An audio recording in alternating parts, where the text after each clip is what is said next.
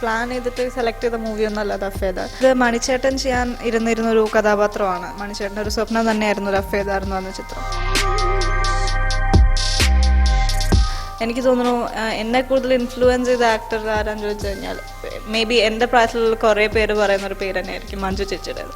എനിക്ക് അഭിനയം എന്നും ഇഷ്ടമുള്ളൊരു കാര്യം തന്നെയായിരുന്നു. Acting is my passion.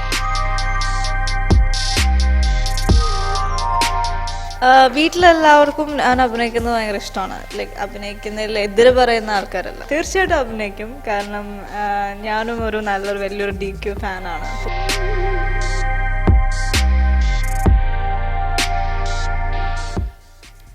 Hi, എല്ലാവർക്കും നമസ്കാരം.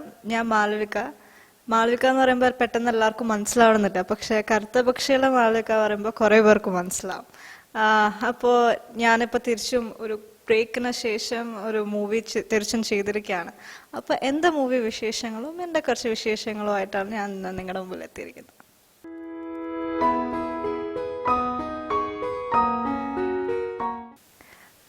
കറുത്ത പക്ഷികൾ ശേഷം എവിടെയായിരുന്നു ഇത്രയും കാലം എന്ന് ചോദിച്ചാൽ, കറുത്ത പക്ഷികൾക്ക് ശേഷം ഒരുപാട് മൂവീസ് ചെയ്തിട്ടുണ്ടായിരുന്നു ഞാൻ. പിന്നെ എനിക്ക് തോന്നുന്നു ലാസ്റ്റ് 2 years ആണ് ഒരു ഗ്യാപ്പ് വന്നത്. Because of my studies. ഞാനിപ്പോൾ പഠിച്ചുകൊണ്ടിരിക്കുകയാണ്. I am do my +2 right now. അപ്പോൾ പഠിക്കാൻ വേണ്ടി മനഃപൂർവ്വം എടുത്തൊരു ബ്രേക്കല്ല. അപ്പോൾ നല്ല സ്ക്രിപ്റ്റ്സ് വരാണെങ്കിൽ ചെയ്യാം, അതുവരെ ഒന്ന് കോൺസെൻട്രേറ്റ് ചെയ്യാം, പഠിക്കാം എന്നുള്ളൊരു രീതിയിൽ അങ്ങനെ വന്നൊരു ബ്രേക്കാണ്.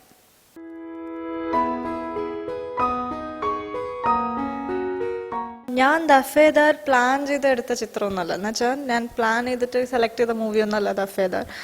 +2 ആണ് ഞാനിപ്പോൾ ചെയ്തുകൊണ്ടിരിക്കുന്നത്. അപ്പോൾ ഞാൻ ഇപ്പോൾ ഒരു പടം ചെയ്യാമെന്ന് വിചാരിച്ചിട്ടില്ല ഒരിക്കലും.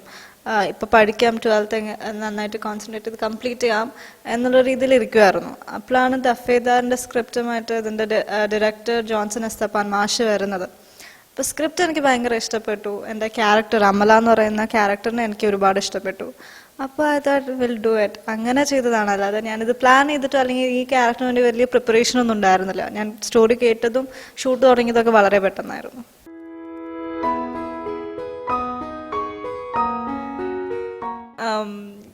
ഞാൻ LKG മുതൽ അഭിനയിക്കുന്നുണ്ട്. എന്നെ ഈ സ്ക്രീനിലേക്ക് അല്ലെങ്കിൽ ഒരു ക്യാമറയുടെ മുമ്പിലേക്ക് എന്നെ കൊണ്ടുവരുന്ന രാജസേന അങ്കിളാണ്. എന്നെ ഫിലിം ഇൻഡസ്ട്രിയിലേക്ക് ഇൻട്രൊഡ്യൂസ് ചെയ്യിക്കുന്നത് കമൽ അങ്കിളാണ്. കറുത്ത പക്ഷികൾ മൂവിക്ക് അത് ഞാൻ ഫസ്റ്റിൽ പഠിക്കുമ്പോഴാണ് ചെയ്തത്. അപ്പോൾ കുഞ്ഞിലെ മുതൽ അഭിനയിക്കുന്നുണ്ട്. അപ്പോൾ ഓർമ്മ വെച്ച കാലം മുതൽ അല്ലെങ്കിൽ ആ ഒരു ഏജ് മുതലേ അഭിനയിക്കുന്നുണ്ട്. ഞാൻ ക്യാമറയുടെ മുമ്പിൽ തന്നെ ഉണ്ട്. അപ്പോൾ എനിക്ക് അഭിനയം എന്നും ഇഷ്ടമുള്ളൊരു കാര്യം തന്നെയായിരുന്നു. Acting is my passion. അപ്പോൾ അങ്ങനെ പിന്നെ തുടർന്ന് അങ്ങനെ ഫിലിംസ് വന്നു, ഞാൻ ചെയ്തു, അങ്ങനെ വന്നതാണ്.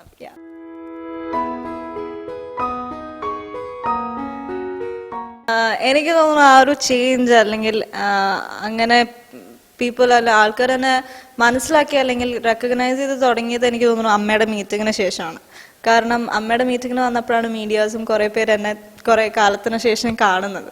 അപ്പോൾ അതുകൊണ്ടായിരിക്കാം. അപ്പോഴാണ് ആൾക്കാരും അന്ന് ഫേസ്ബുക്കിലൊക്കെ വന്ന ഫോട്ടോസ്, അപ്പോഴാണ് എല്ലാവരും പിന്നെയും എന്നെ തിരിച്ചും കണ്ടത് കുറച്ച് കാലത്തിന് ശേഷം.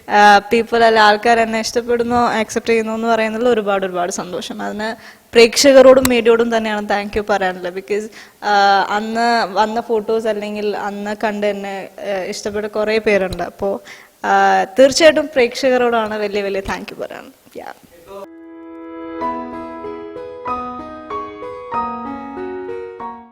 അങ്ങനെ ഇന്ന ക്യാരക്ടർ ചെയ്യണമെന്ന് അങ്ങനെ ആഗ്രഹം തോന്നിയിട്ടില്ല. പക്ഷെ ചെയ്യുന്ന കഥാപാത്രങ്ങൾ എപ്പോഴും ഡിഫറെൻറ്റ് ക്യാരക്ടേഴ്സ് ചെയ്യണം, ഡിഫറെൻറ്റ് റോൾസ് ചെയ്യണമെന്ന് ഭയങ്കര ആഗ്രഹമുണ്ട്. എപ്പോഴും ഇങ്ങനെ ഒരു സെയിം ക്യാരക്ടേഴ്സ് ചെയ്യണമെന്ന് എനിക്ക് ഇല്ല.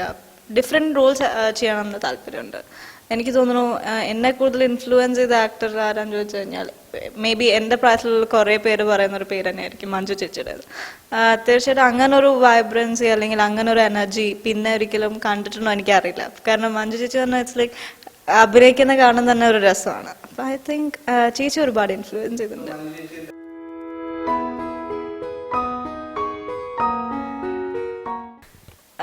തീർച്ചയായിട്ടും അഭിനയിക്കും. കാരണം ഞാനും ഒരു വലിയൊരു DQ ഫാനാണ്. അപ്പോൾ ഒരുപാട് സന്തോഷം. അങ്ങനെ ഒരു ചാൻസ് കിട്ടുകയാണെങ്കിൽ ഓഫ്കോഴ്സ് ഐ വിൽ ഡു.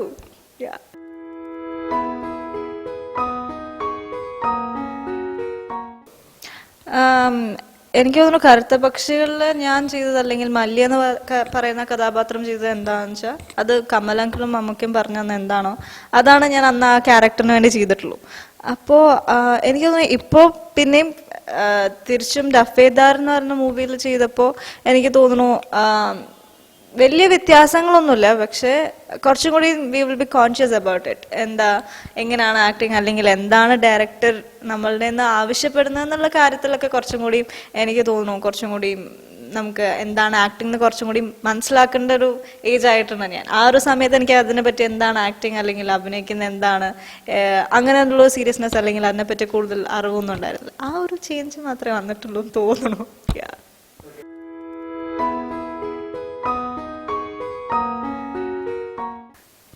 അതെ, ഇത് മണിച്ചേട്ടൻ ചെയ്യാൻ ഇരുന്നിരുന്നൊരു കഥാപാത്രമാണ്. മണിച്ചേട്ടൻ്റെ ഒരു സ്വപ്നം തന്നെയായിരുന്നു റഫേദാർ എന്ന് പറഞ്ഞ ചിത്രം. മണിച്ചേട്ടനുള്ള സമയത്ത് ഓൺ ബോർഡ് ഞാനില്ലായിരുന്നു. അന്നത്തെ കാസ്റ്റും ക്രൂവും ഒക്കെ വേറെയായിരുന്നു. മണിച്ചേട്ടന് ശേഷം പിന്നെയും ഈ ഒരു ഫിലിം അല്ലെങ്കിൽ ഒരു സ്ക്രിപ്റ്റ് പിന്നെയും വരുമായിരുന്നു. അതിൻ്റെ സ്ക്രിപ്റ്റും അതിൻ്റെ എല്ലാം സെയിം തന്നെയായിരുന്നു, പക്ഷെ ഇതിൻ്റെ ക്രൂവും കാസ്റ്റിംഗ് ഒക്കെ പിന്നെയും മാറി. ഞാൻ ചെയ്യാൻ വെച്ചിരുന്ന കഥാപാത്രം ചെയ്യേണ്ടിയിരുന്നത് അനന്യ ചേച്ചിയായിരുന്നു. അനന്യ ചേച്ചിയുടെ കുറച്ച് ഹെൽത്ത് ഇഷ്യൂസ് അങ്ങനെ കുറച്ച് ഡേറ്റിൻ്റെ പ്രശ്നങ്ങളും അങ്ങനെയൊക്കെ ആയിട്ടാണ് പിന്നെ എന്നിൽക്ക് അമല എന്ന് പറയുന്ന ക്യാരക്ടർ വരുന്നത്.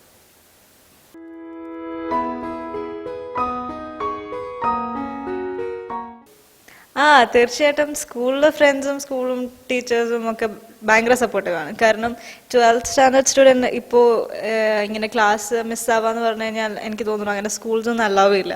പക്ഷെ എൻ്റെ സ്കൂളിൽ ഞാൻ ഈ ഡഫേദാറിനെ പറ്റി കഥയുമായി വന്നപ്പോൾ ഞാൻ ഏറ്റവും കൂടുതൽ കൺഫ്യൂസ്ഡ് ആയതും അതിനെ പറ്റിയിട്ടായിരുന്നു. പക്ഷെ ടീച്ചേഴ്സാണ് പറഞ്ഞത് യു ഷുഡ് ഡു ദിസ്, എന്തായാലും ക്ലാസ് മിസ്സാന്ന് ഇറ്റ് ഡസൻറ്റ് മാറ്റർ, നമുക്ക് വി ക്യാൻ മേക്ക് ഇറ്റ്. അപ്പോൾ എന്തായാലും പോകണം എന്ന് പറഞ്ഞത് എൻ്റെ സ്കൂളിലെ ടീച്ചേഴ്സും ഫ്രണ്ട്സൊക്കെയാണ്.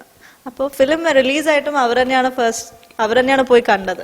അപ്പോൾ അവർക്ക് ഭയങ്കര ഇഷ്ടമായി, അവർ ഭയങ്കര സപ്പോർട്ടീവാണ് ഇപ്പോഴും. വീട്ടിലെല്ലാവർക്കും ഞാൻ അഭിനയിക്കുന്നത് ഭയങ്കര ഇഷ്ടമാണ്. ലൈക്ക് അഭിനയിക്കുന്നതിൽ എതിര് പറയുന്ന ആൾക്കാരല്ല. സോ ഫാമിലി സപ്പോർട്ട് ഭയങ്കര ഇമ്പോർട്ടൻ്റ് ആയിട്ടുള്ള ഒരു കാര്യമാണ്. അപ്പോൾ I am very lucky in that way that എല്ലാവർക്കും ഇഷ്ടമാണ് ഞാൻ അഭിനയിക്കുന്നത്.